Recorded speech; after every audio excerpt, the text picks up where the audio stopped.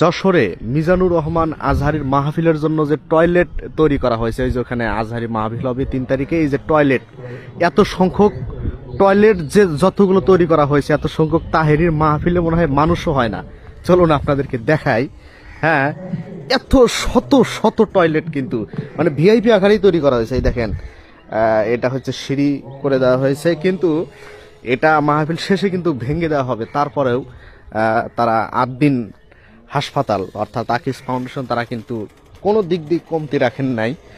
সবগুলো এই টয়লেটগুলো কিন্তু এই যে পাকা করে করা হয়েছে, দেখছেন, শত শত টয়লেট নির্মাণ করা হয়েছে শুধু মাত্র এই আজহারীর মাহফিলের জন্য। এখানে হাজার হাজার লক্ষ লক্ষ প্রায় 20 লক্ষ মানুষের সমাগম ঘটতে পারে, যে কারণে এতগুলো টয়লেট তৈরি করা হয়েছে।